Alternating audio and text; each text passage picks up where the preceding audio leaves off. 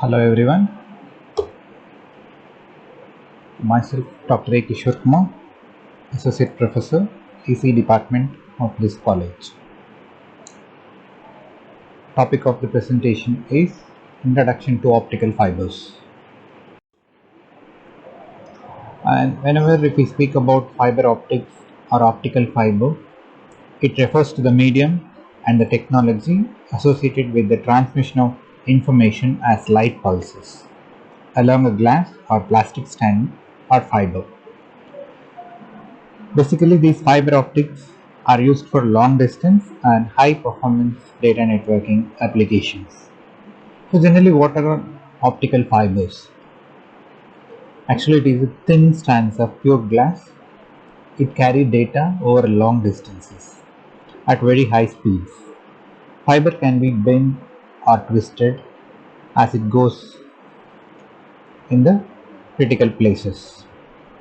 So this fiber optics is also commonly used in telecommunication service such as internet, televisions and telephones. For example, if you see the famous companies called Verizon and Google uses these fiber optics in their services to provide the gigabit internet speeds to the users. And these fiber optic cables are used as they hold a number of advantages over copper cables, such as higher bandwidth and transmit speeds also. And here it comes fiber optic technology. Here the fiber optic communication system basic blocks are given. There are three basic elements, that is sources, transmission medium and detectors will be present in any fiber optic communication systems. First, the signal input is given to the optical transmitter. So the optical transmitter converts these electrical signals into optical pulses, and those optical pulses will be passed to the fiber optic cable and it reaches to the optical receiver.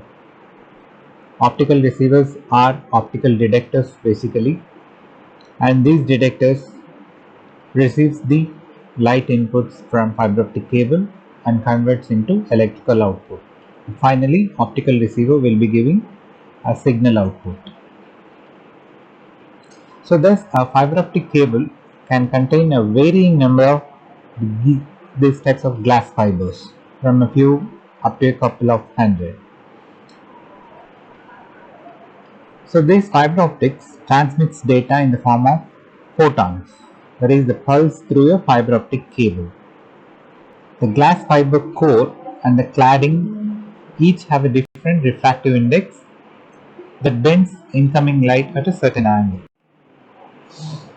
This is the basic principle of fiber optic. And source of light. So there are basically two types source of lights: light emitting diodes, so called LEDs, and lasers. And the sources, if you see that, it modulate electrical signals into optical signals. Mostly modulate in the range of 850 nanometer and as well as 1300 nanometer and 1550 nanometer. And lasers give high intensity as compared to the LEDs and also can get the high frequency light. So compared to the economic point of view, LEDs are economic. Transmission medium. So here it comes fiber optic cable. So that is the cross-sectional view of the optical fiber is given. So optical fiber is replacing copper, and the light is used as the carrier of information and can get much higher data rate. So in this diagram you see that in the center point there is a core, and surrounding that we have a cladding, and cladding is surrounded by the coating. So the glass fiber core and the cladding each have a different refractive index that can be bent of incoming light at a certain angle.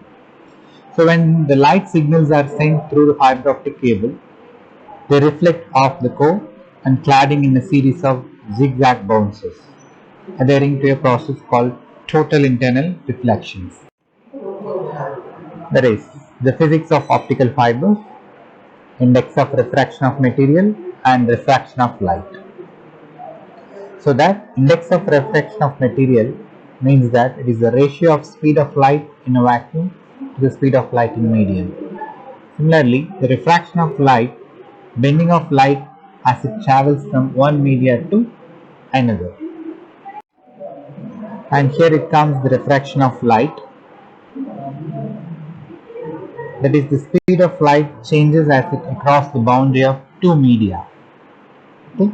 That is, refraction is the change in direction of a wave passing from one medium to another, or from a gradual change in the medium that can be clearly indicated in the figure. That is, the light ray is impinging on the surface, and based on the refractive index, refractive angle, it has been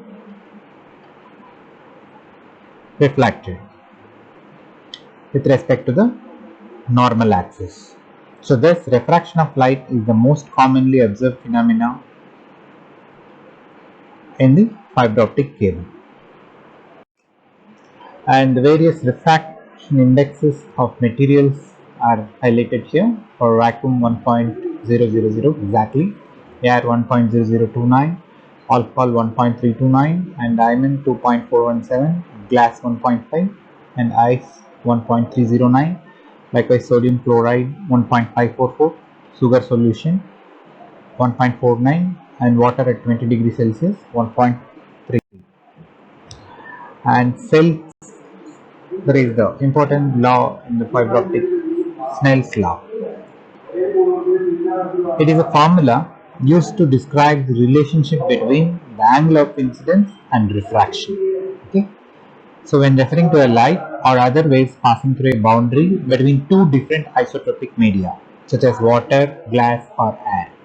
So here that Snell's law can be given by the equation n1 by n2 is equal to sine theta by 2, sine theta 2 divided by sine theta 1. Okay, so that is fast medium and slow medium is given here. The smaller index of refraction, and thereby the critical angle is calculated, that is angle of incidence at which angle of refraction is equal to 90 degree. So thus Snell's law states that the ratio of the sine of the angles of incidence and transmission is equal to the ratio of the refractive index of the materials at the interface. And total internal reflection, that is trapping light in the fiber. So in the diagram, the fiber optic internal reflection is clearly given, that is respect to the core axis cladding, and with respect to the long axis your lights are reflected. That is the complete reflection of light ray reaching an interface with a less dense medium when the angle of incidence exceeds the critical angle. Okay, so this is called total internal reflection. So this is complete reflection of a ray of light within the medium, such as water or glass, from the surrounding surfaces back into the medium. So this phenomenon occurs if the angle of incidence is greater than a certain limiting angle, called the critical angle. So this concept is completely utilized in fiber optic cable. And as discussed, fibers can be bent. That is, in the critical places we can able to bend the fibers. Okay, so here the light signals are highlighted in colors, light signal 1 and light signal 2. And even if the bending occurs in the fiber optic cable, the total internal reflection will be done inside the fiber optic cable. Okay. And there are types of optical fibers, single mode and multi-mode. You see that single mode, only one signal can be transmitted and use up single frequency, whereas in multi-mode, several signals can be transmitted and several frequencies used to modulate the signal. And particularly this single mode fiber is used for longer distances due to the smaller diameter of the glass fiber core, which lessens the possibility for attenuation, that is the reduction in signal strength.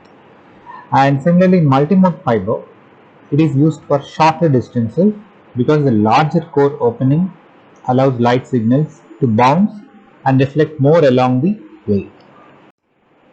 And if we see the losses in optical fibers, basically attenuation loss, dispersion loss, and waveguide loss will be in optical fibers. And splices and connectors, that is to connect the fibers mechanically or by means of fusion. Lot of signal loss may be occurred here. So very accurate alignments are necessary while joining two fibers. And the most important factor is cost. And here it has been replaced by the optical amplifiers in the modern technologies. And optical receivers, if you see that, must be very sensitive, capable of picking up and amplifying the signals of nanowatts. Normally photodiodes and phototransistors are used as optical receivers, and these devices get turned on by light and it produces photocurrent. And if you see that advantages of optical fibers, it can carry much more information, much higher data rates, much longer distances as compared to the coaxial cables, and it also immune to the electromagnetic noise, and lighter in weight, unaffected by atmospheric agents. And apart from this, there are a number of advantages. That is, if you use fiber optic cable, light can travel further without needing as much of signal boost, and they are less susceptible to the interferences, as discussed, electromagnetic interferences. And these fiber optic cables can be submerged in water. Okay, and sometimes it can be used in more at risk environments like undersea cables. So thus fiber optic cables are stronger, thinner, and lighter than the copper wire cables.